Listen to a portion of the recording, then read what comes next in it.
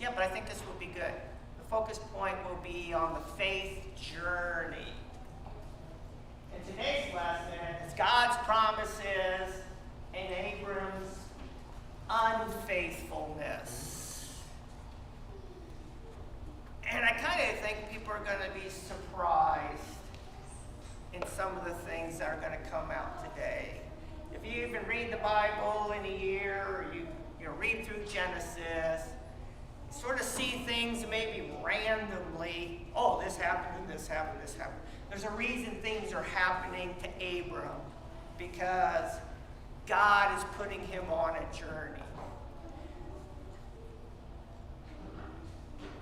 We don't see things like we did with Noah. There's no scripture where, and God found Abram to be the most righteous person on earth, so therefore he chose him, like Noah. In fact, for as much of Hebrews 11 that gets three whole paragraphs associated to Abraham, it's pretty amazing. And yet, I would say his unfaithfulness parallels the life of Jonah more than a Noah or anyone else. And I think, I'm just spoiling the whole lesson today, just so you guys don't miss this, because you're going to see, oh yeah, there's a lot of clues in there. You're absolutely right. I think the story of Abram to Abraham is great because he's just like us. And we just want to immediately go to, oh wow, what a man of faith.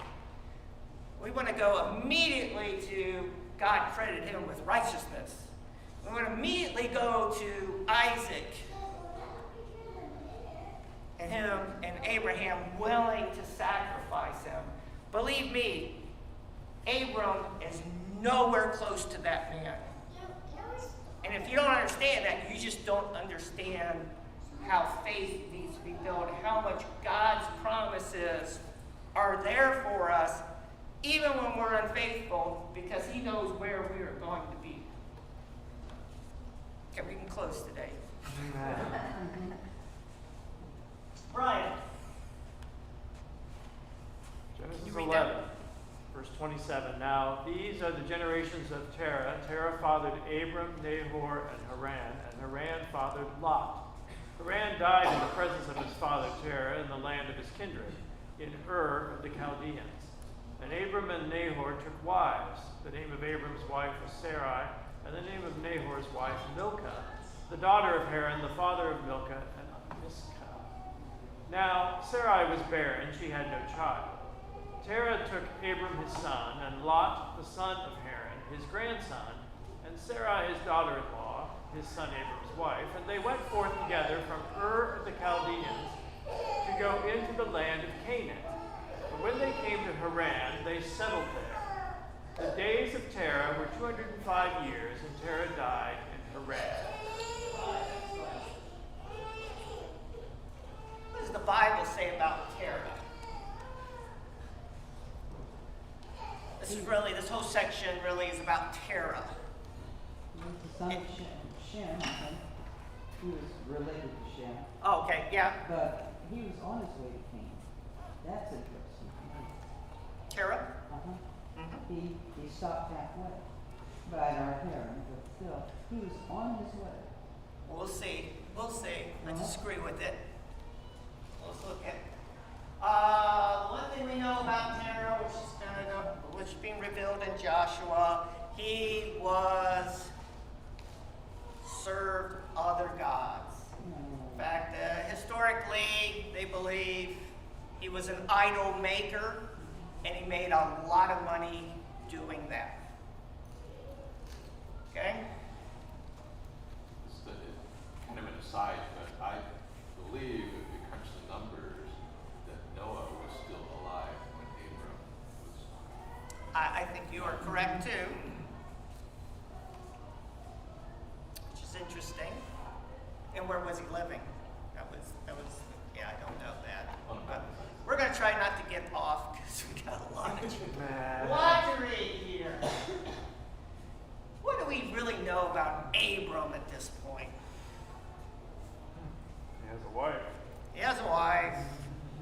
childless.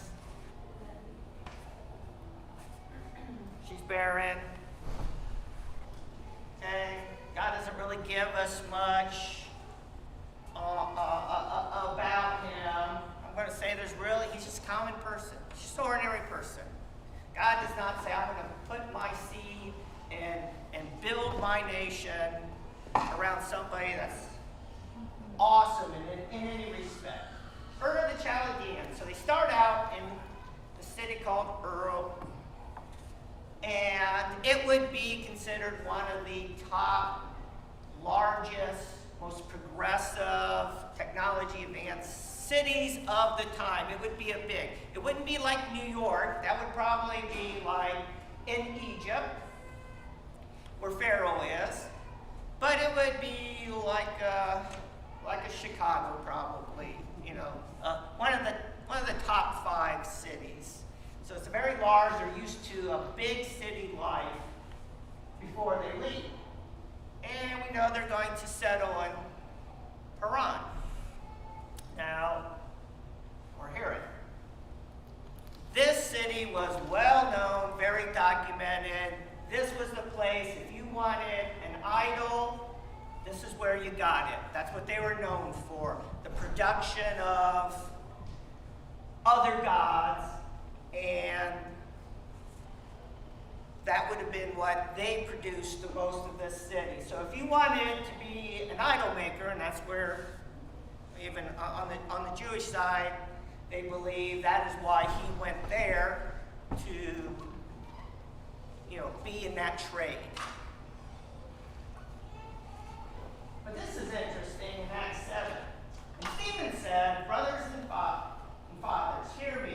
God of glory appeared to our father Abraham when he was in Mesopotamia, that's Ur of the Chaldeans, before he lived in Haran, and said to him, go out from your land and from your kindred and go into the land that I will show you. Then he went out from there in the land of the Chaldeans and lived in Haran. And after his father died, God removed him from there into the land in which you are now living. So the question that Sue's bringing up is, who took who to Haran? God had called Abram. What is the 3 things he asked him to do? Go out from your land. Leave where you're at. Go out from your kindred. Leave your family. And go into the land I'll show you. Go to the land I'll show you. What was he obedient in? Went out from the land.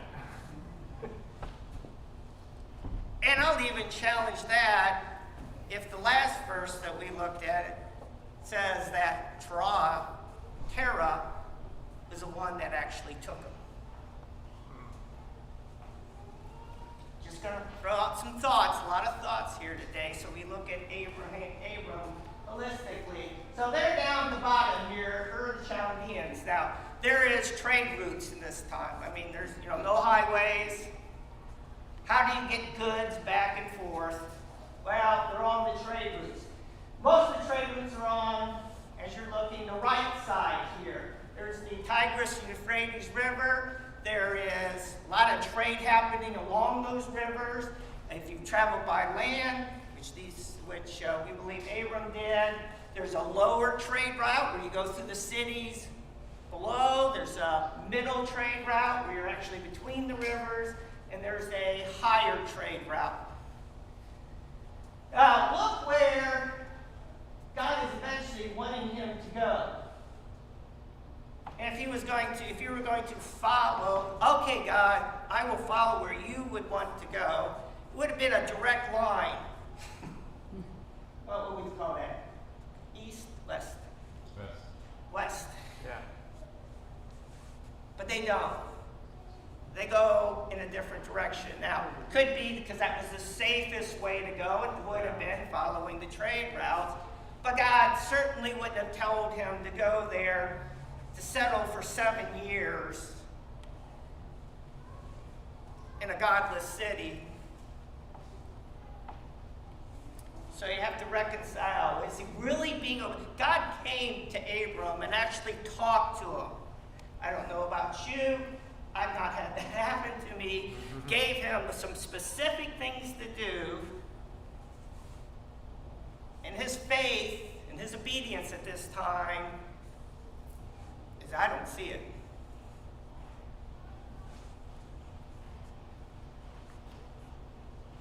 Let's go on.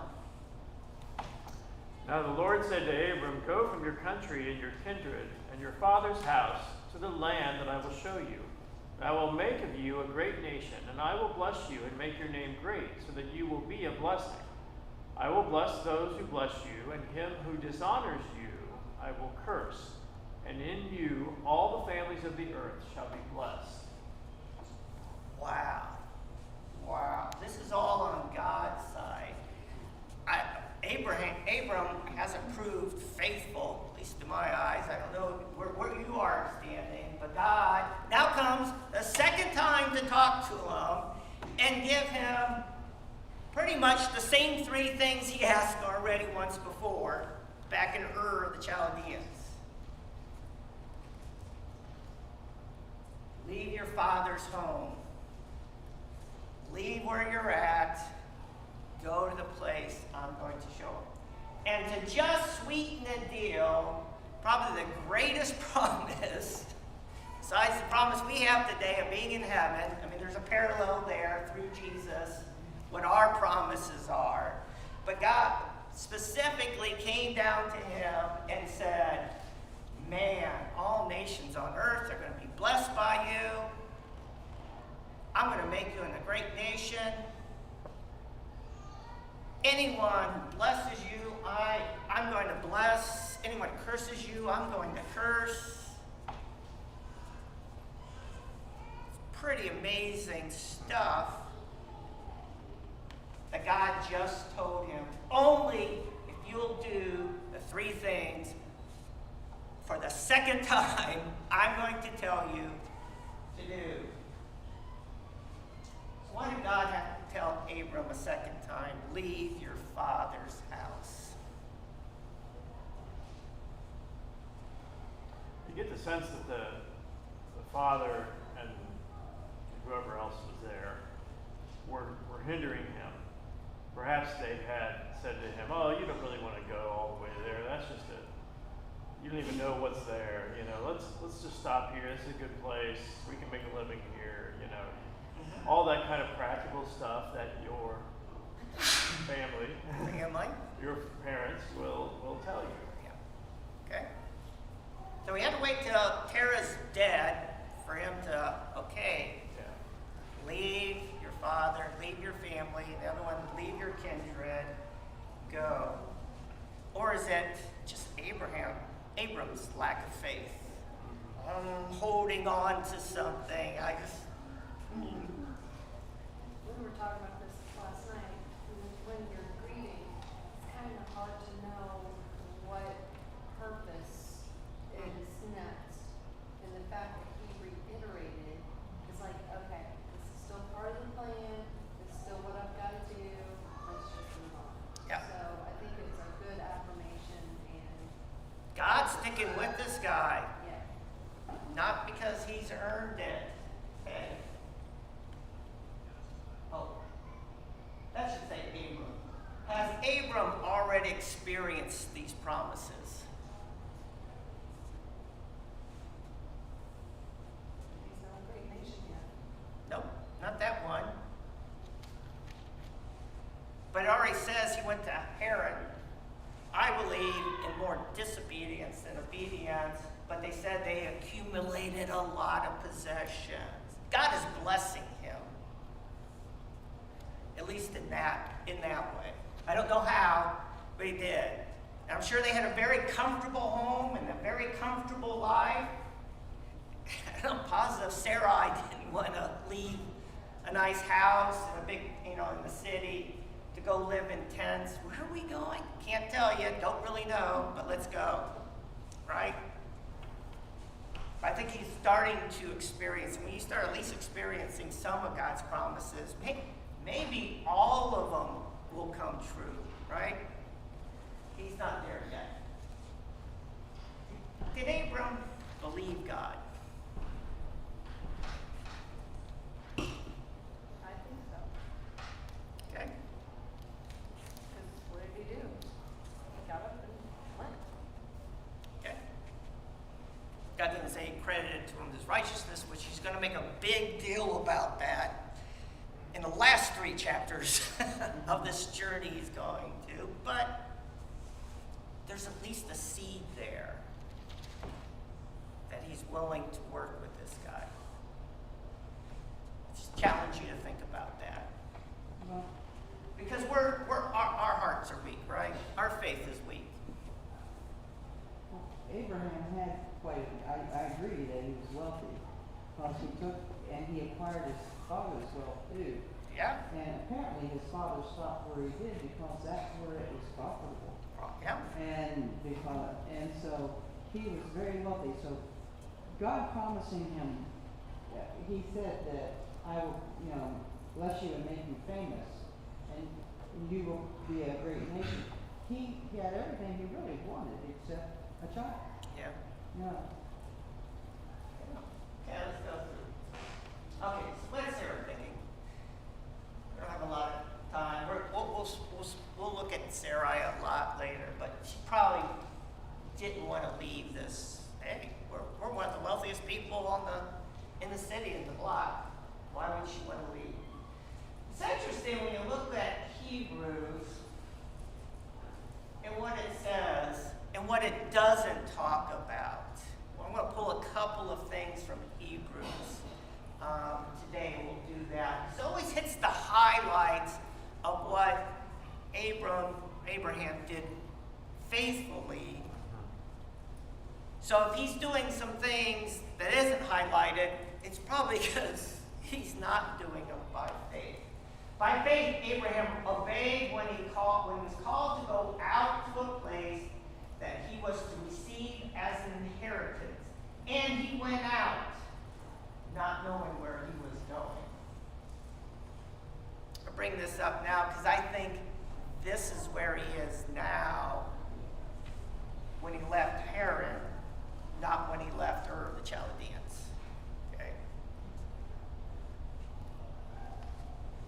But he did go out, and he went there. So let's talk about it a little bit, about now being where God wants him to be. Takes him to the land of Canaan, the place that he wants him to be, right? So Abram went as the Lord had told him, and Lot went with him. Abram was 75 years old when he departed from Haran. And Abram took Sarai his wife, and Lot his brother's son, and all their possessions that they had gathered, and the people that they had acquired in Haran, and they set out to go to the land of Canaan. When they came to the land of Canaan, Abram passed through the land to the place at Shechem, to the oak of Moreh. At that time, the Canaanites were in the land. Okay. And notice how it has to say it twice. And Lot went with him. Oh, in case you missed that, next sentence, and Lot his brother went. Just going to call that out for now. Remembering the three things that God had asked Abram to do. And all the possessions they had gathered. He certainly is being blessed, and they gathered that. So let's look at the map again, and another one. They start out in Ur. They go not in the opposite direction, but the safe place to go. Torah took them to Haran. They settled there 7 years. And so finally, that second trade route is all going from Haran, it's at the top of it, it goes all the way down to Egypt. Okay, so that's sort of where he's going. He's still in a safe way. He doesn't have to cross a lot of desert and dangerous area. There's a lot of trade going from Haran and carts that he could be following to there. So that's where he's in here. You notice that up above where the Noah's Ark is, so that's why I thought it was interesting. Noah's alive. I wonder where he's living. And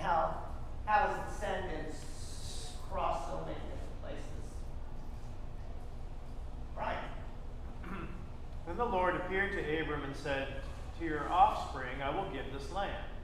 So he built there an altar to the Lord who had appeared to him. From there he moved to the hill country on the east of Bethel and pitched his tent, with Bethel on the west and Ai on the east.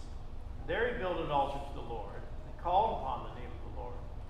And Abram journeyed on, still going toward the Negev. Okay. How many altars does he build? Yeah. It's sort of interesting, isn't it? He's building. This should, I mean, we don't see anybody else in one day's time building 2 altars. Why? You have to ask that question. Why is that? He gives them this blessing, and then he builds an altar, and that seemed about right. Then he goes to a high place and builds a second altar. And what does he do when he builds the second altar that he didn't do when he built the first one? What's that? Second one, he dedicated to God. Okay, well, what does the scripture say? He built another altar and dedicated it to the Lord, and he worshiped the Lord. Yeah, it says he worshipped him. He called upon his name there. Called upon the name of the Lord. Now, theologians here, whenever someone calls upon the name of the Lord, this is the real important part. What are they doing? Praise. What are they doing? Asking for help. They're asking for something specific. Still worship. I'm not saying there wasn't worship, or dedicating to God, but there was a purpose for the second one, not in the first one. The first one, man, God just gave me this great press. Out of thanksgiving, out of praise to him, built the first one, and then he goes, well, that's sort of not enough. I'm going to build a second one that calls on the name of the Lord. He has a purpose here. Well, later on, we find out he's crafty all along. He's setting a boundary. Hmm.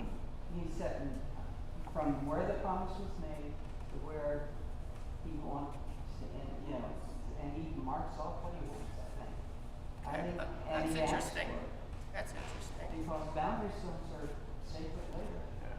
The first one definitely do. We're going to read about the first altar. We don't read ever about the second altar.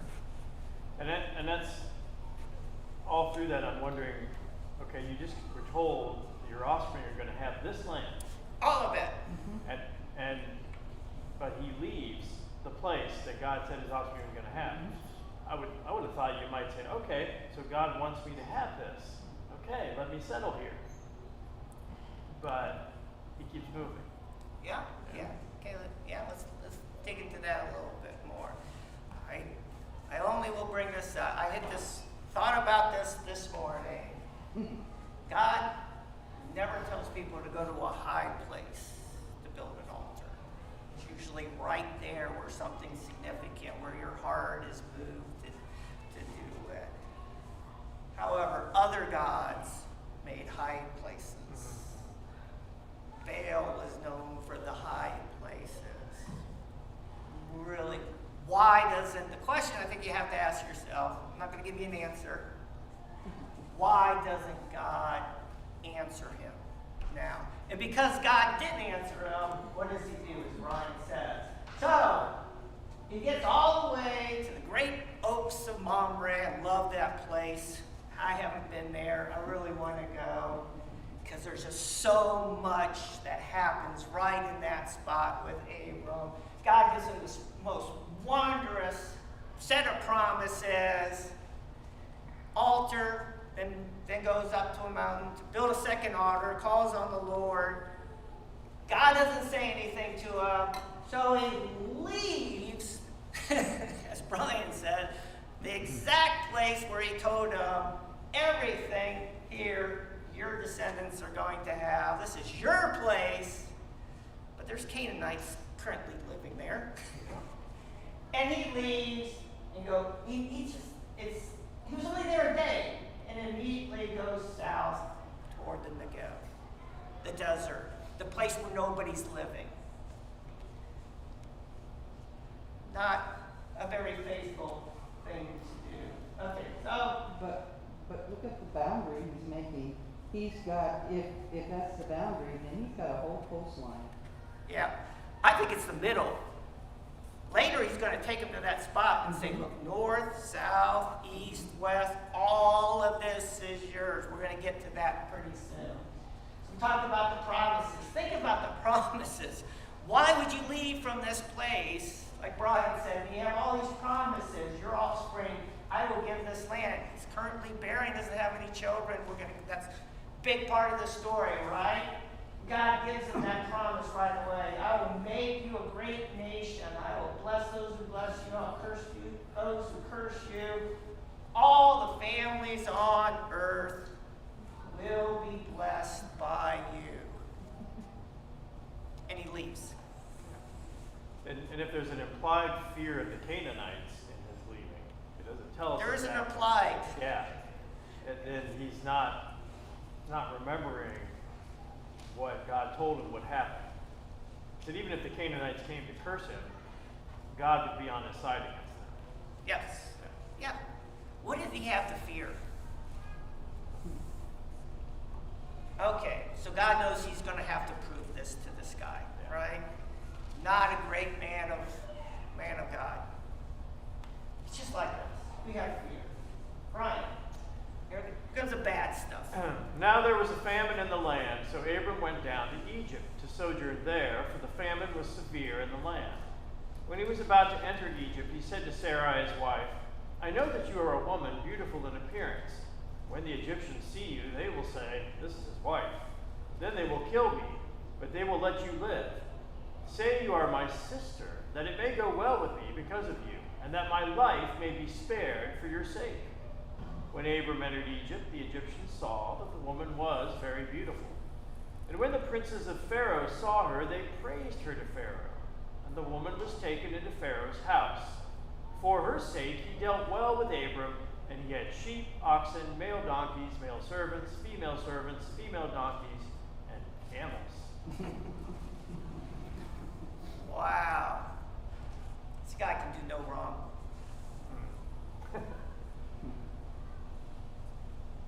Why did he tell his wife to say, I'm your brother? He was fearful for his own safety. He's fearful. Just leaving the desert because of the famine. I'm afraid I'm going to die. God, just keep blessing him wherever he is. So God, he was still blessing him in the desert. It was the fear of the famine. And he's used to living in a big city, like I told you before. So he goes to the nearest big city. This is probably where Pharaoh's living, Luxor, Egypt, probably is the pinnacle of largest, richest, biggest places, most modern place of that time in that world. And he decides he's going to go there. Not to the place God has told him twice he wants him to be. What else?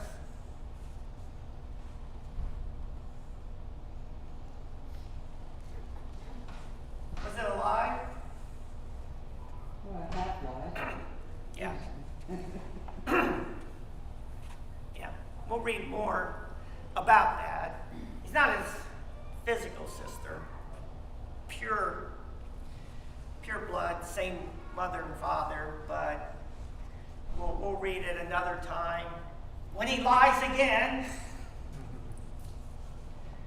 that, oh yeah, well, it's from my father's side, and we know that something happened to Sarah in her life. She lost her parents, and so Tara said, "You're my daughter.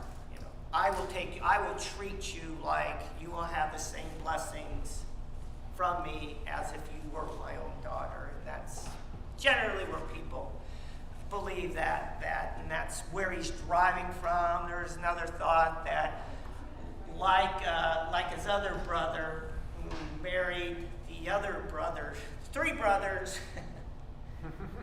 and the one that died had Lot and also at least one daughter, probably more, and his other brother married one of those daughters.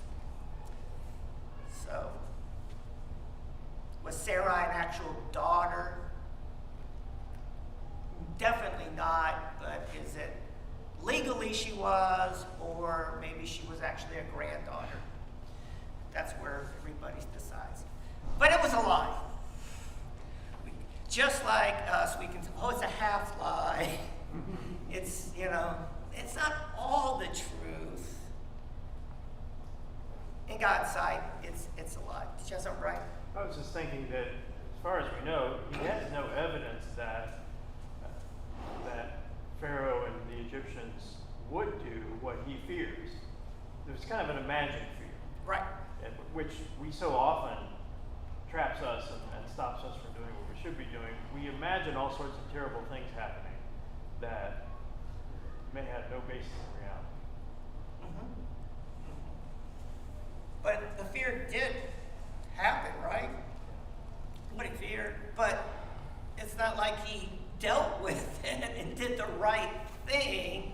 He just kept plowing because he really wanted to go to Egypt. And I would have to wonder, if God does not intervene, does Abraham ever leave Egypt? Right. You have to think about that.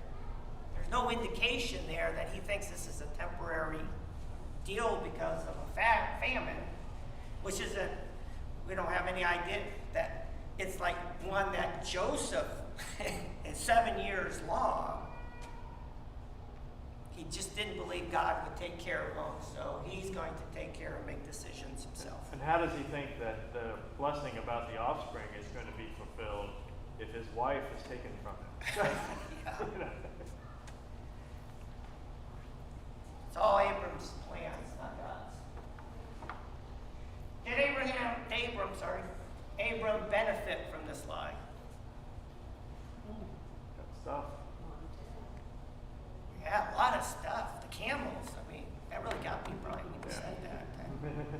That was moving. No one has ever given me camels. This guy Abram is going to be blessed in everything he ever does in his life. But when your faith is always going to just be based on blessings, what kind of faith is that? If my obedience to God is always because his promises are going to benefit me, his commands to me are always going to be a benefit to me, what kind of faith do I really have in God? Well, it's situational. It's situational. It's a material thing. Mm-hmm. As long as I'm faithful, man. And even when I'm not faithful, wow, God is taking care of me. Years ago, I heard in a sermon the term cosmic bellhop. Okay. Yeah, and that's the faith of the cosmic bellhop. Sounds like quid pro quo. Quid pro quo, God, yeah, right. Let me challenge you to think now, because I know you know the end of the story. Only thing that I have found right now that God tells Abraham to do in his life that there wasn't an obvious blessing is what? Sacrifice your son Isaac. Only thing. Everything else is, if you do what I say, great things are going to happen. But our life is not always like that. We need to be faithful and know we have plenty of examples of people who are faithful to God in spite of getting always something back. We don't even know. I don't even know what God's going to do, but I'm not going to serve you. I'm Shadrach, Meshach, and Abednego. Right. Throw me in the fire. I don't care. I'm still going to be faithful to you, God. That's not where Abram is. Right. But the Lord afflicted Pharaoh and his house with great plagues because of Sarai, Abram's wife. So Pharaoh called Abram and said, "What is this you have done to me? Why did you not tell me that she was your wife? Why did you say, 'She is my sister,' so that I took her for my wife? Now then, here is your wife. Take her and go." And Pharaoh gave men orders concerning him, and they sent him away with his wife and all that he had.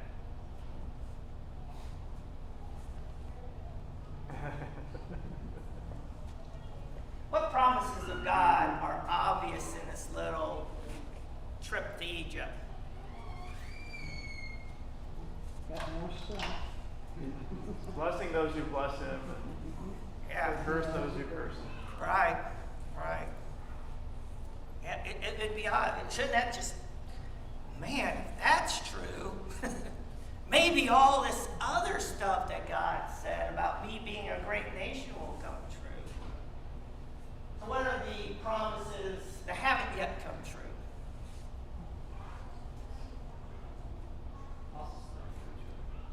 An offspring. It's settling down. Okay. Blessing all the nations as in the country. Yeah. But God's making it true. If you believe, they're all true, right? But if you don't believe, and you're just going to look at what's happening in front of your face, then you could think, maybe he's only going to do half the things and not the other half. Again, where is Abram in this phase? So Abram went up from Egypt, he and his wife and all that he had, and Lot with him, into the Negev. Now Abram was very rich in livestock, in silver, and in gold. And he journeyed on from the Negev as far as Bethel, to the place where his tent had been at the beginning, between Bethel and Ai, to the place where he had made an altar at the first.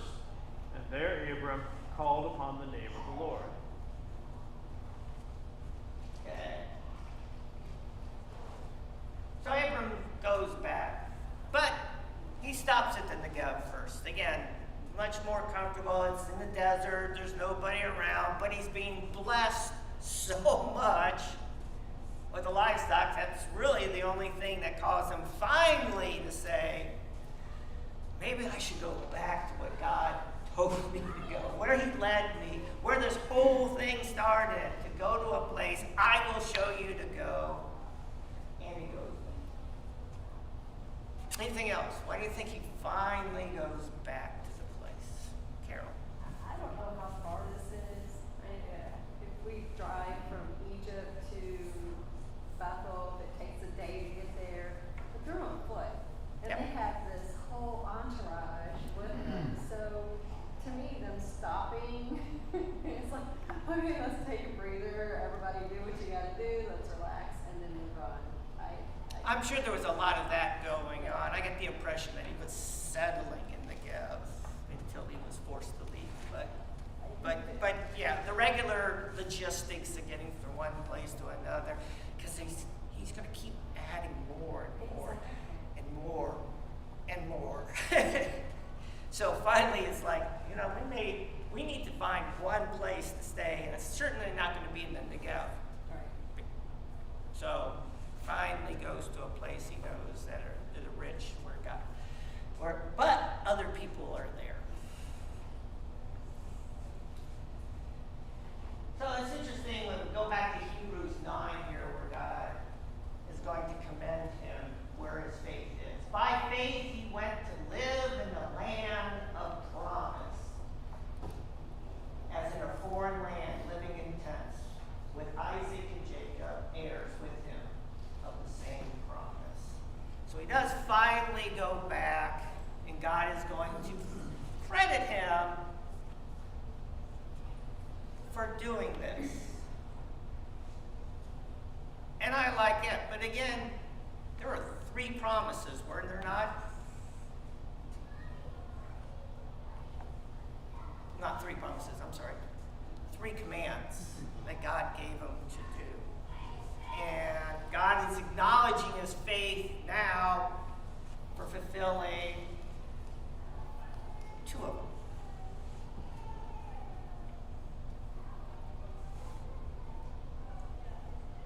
Brian.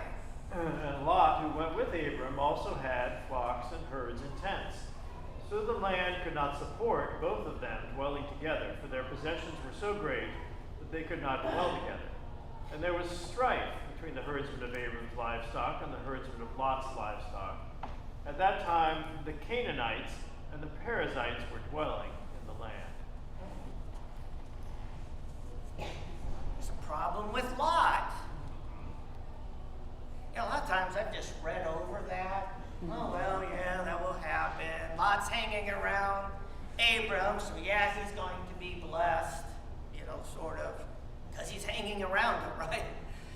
We would all want to hang around Abram because his blessings will, we can get some of the scraps from the table from that. Now I'm sort of wondering a little bit if God's blessing Lot to cause a problem. Don't know. Maybe the first thing. But it's not surprising there is an issue. And Brian also read, and he called upon the Lord. We don't see God talking to him.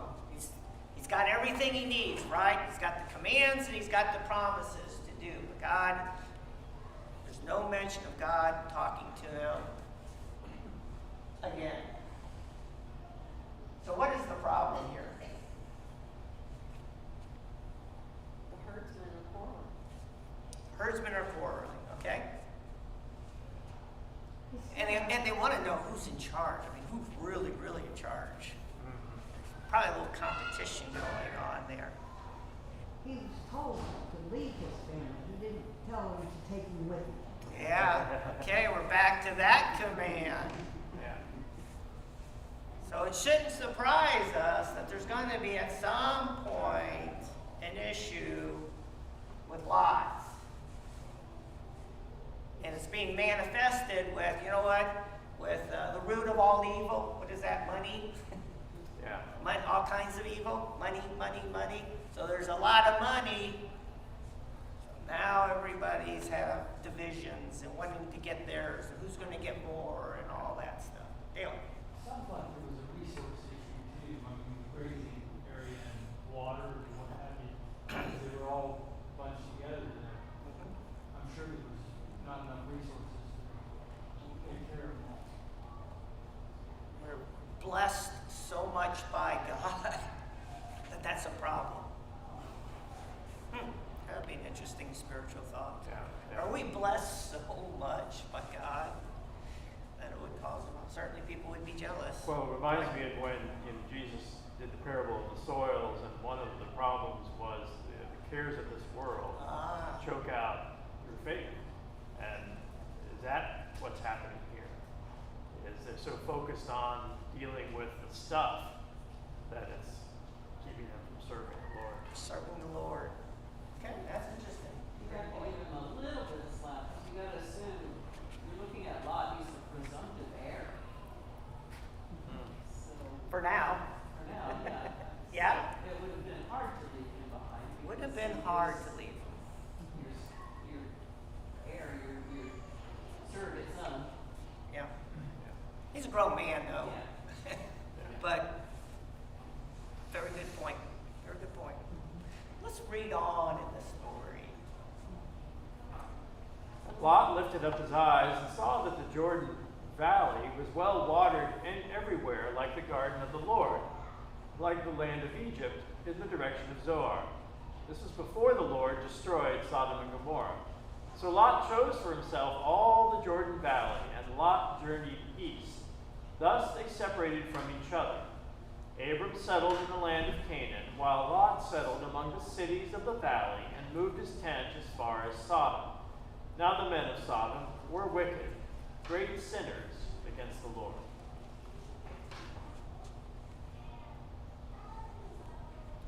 Who got the better of this deal when you just look at it? Not just the choice land. Took the choice land, reminded him of Egypt. Yeah. think it would have been a great temptation for Abram. Okay, if that's what you want. I really wanted that.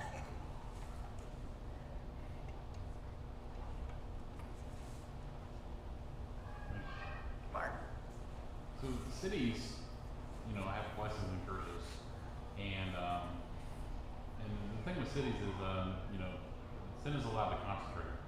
So if everybody has a proclivity to sin, but in a city it's a lot easier. There's a lot more opportunities to sin, but also a lot more opportunities to make money. But to live faithfully in the cities is more challenging. So in a way, Abram is got the better of the deal. Yeah. Which is the next question. And how would this turn out? Yeah, I think it's interesting that the scripture's telling us already that Sodom is wicked. It's not like they're going to become wicked later. Right. It's something that she was surprised too. Yeah, it's very well known. It's a known fact. But that doesn't prevent Lot from choosing to go there. I don't know what he's thinking. And settling right outside, Yeah. which you'll eventually be in, which you'll eventually be completely consumed by the culture. This is one of the reasons why Abram didn't stay and went on to Egypt during famine, because this was very well known in the people. It keeps bringing that up, right? The Canaanites were there, like Sodom, like Gomorrah. Yeah, it looks like a beautiful place, but why here? That's where his father was going to go first, before he settled, was toward Candace to Canaan. He was going to Canaan. And then he settled. And now, Abraham was first told, this is the land I'm going to give you. But then he went out and staked out a little bit more land, and then went through the episode in Egypt. Now, we're back to square one, back to where we started. And now God tells him, walk as far as you can. Mark your land. Yep. Wait on that. Okay. We're not there, but he's where he wants it. You see that up in this little map up here, he's going to be staying right up here with Bethel, right where the first altar is, right where the great trees of Mamre. But Lot's going to go on the other side of the Dead Sea, and because it looked better, because it looked like Egypt, because it looked like it was going to be lots of resources, and so he takes that side. But he's learning to listen. He's learning to listen. And not look for himself. This is something that you see from what we've read. He's learning to listen to God. Yes, it's a journey. He's learning. He's growing. So he goes, okay, we got to split, and now finally they're apart from one another. Right. The Lord said to Abram, after Lot had separated from him, lift up your eyes and look from the place where you are, northward and southward and eastward and westward. For all the land that you see I will give to you and to your offspring forever. I will make your offspring as the dust of the earth, so that if one can count the dust of the earth, your offspring also can be counted. Arise, walk through the length and the breadth of the land, for I will give it to you. So Abram moved his tent and came and settled by the oaks of Mamre, which are at Hebron. And there he built an altar to the Lord.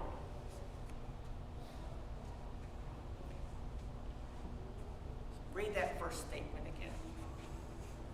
The Lord said to Abram, after Lot had separated from him. Finally, God is going to talk to Abram. All the times that he's calling on the Lord, and God didn't answer, finally did, because now he did the three things that God had asked him twice to do. So now you can get your answer. Not getting answers, maybe you should do what God had asked you to do in the first place. I don't know why God wanted, I don't have any reason to say that Abram had to leave his father's house, leave his family, of course take Sarai. I don't know. Abram probably didn't know, but God asked him to do it. Not only did God finally talk to him because he was obedient, fully obedient, confirms the blessing that Sue's bringing out. Now I want you to see everything that I'm giving you. As far as you can go, east, west, north, south. It's all yours. Your family's going to get this.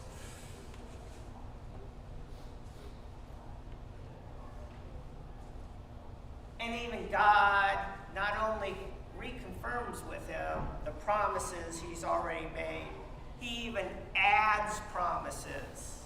What did he add to the promises to Abram? Innumerable offering.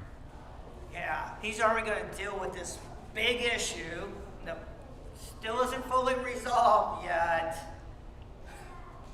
He's helping Abram out in his faith, trying to get him to be, and he's doing it with carrots. He's doing it with promises.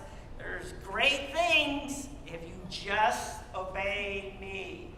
Since you did, let me tell you, your offspring's going to be like the dust of the world. If you can count them, you can count your offspring. You can't count them. You can't. That's how much it's going to be. Why a third altar?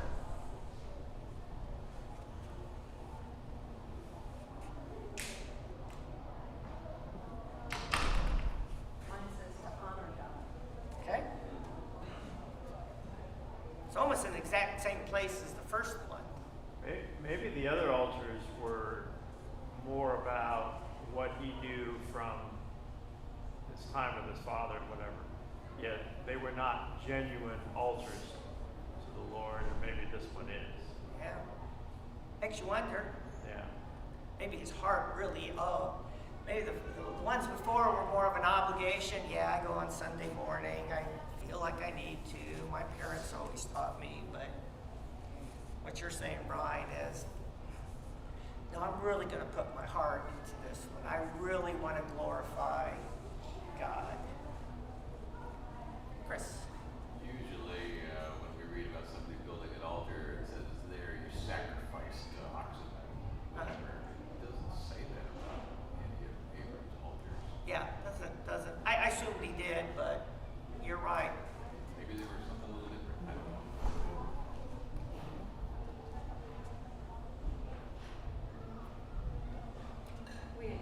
The first one was to worship God, the other one was to ask something of God, and this is to honor God. So I think there's A progression. He's on his journey. Yeah. He's growing a bit. I think that's absolutely. I don't know any more details than that, but it's like, yeah, it probably was around the same place, maybe the same exact spot. Maybe you could see the old first one to the third one, but he really wanted to thank God for where he was in life. Okay. Later on, they talk about altars marking momentous places, or each took a stone and placed it. In other words, you're making a monument. This happened here. Yep. I was here. This is where God was. So you're marking that this happened so that it can be understood not only every day by you, But for generations but to for come. generations to come. Yeah. And maybe this one was going to last for those generations, knowing that the first one was not. Maybe he didn't want to be known by the first one because of what he just got done doing right after he built it. Right? Okay. We got 4 more classes. Another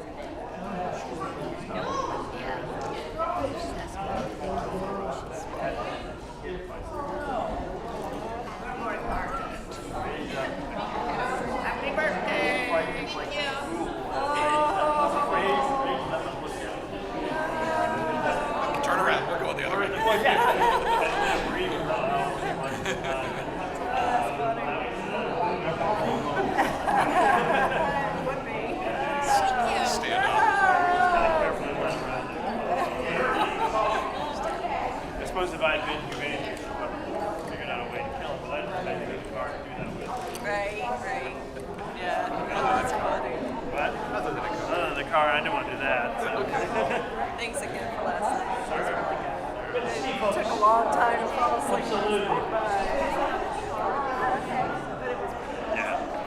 you know, I'm excited about the game. I read a little bit. Hey there. It's all good. Hello there. Nice. Hi there. How are you? Good, how are you? Good. How are you, sir? Glad that there's nice people. Okay, that's it. Ashland's the headquarters of nice people. No, if you go up 71, there's a big sign that says, "Welcome to the International Headquarters of Nice People," or something like that. There you go. Have you been? Have you actually gone to the headquarters? Yes, several times. I know you've been to Ashland, but have you like actually? The whole city. Oh, I The whole see. community. I thought maybe they had like Like a clan an meeting. organization or Yeah. something. Yeah. And you No. have to like salute. Yeah, you gotta know the secret handshake to get Right, in. that's what I was Say. thinking. It's very complex. Are we meeting? That was the plan. Yeah. Yeah. At our place. 7:30? Be done by then, I hope. Oh, 6 o'clock. 6 o'clock your place. He hasn't said yes or no. Chris hasn't decided. Well,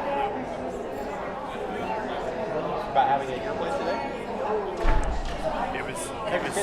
he was planning to do some hunting today. So. Yes. Good. The kitchen is moving along. It's got the tape all on, so the air that's in our bedroom and in the kitchen does not share. Okay. And that's a good thing, That's a great thing. I guess. Well, how will you wake them up with fresh bacon or vice versa? Oh, I'm sure that it'll permeate. You might go up the stairs or something. Yeah. But it will not go through the floor around the That'll be good with the tuna meat casserole. Can't wait. For anything to be in the oven. So we have an oven, yeah. Yeah. All right, well, we'll see you tonight then, yeah.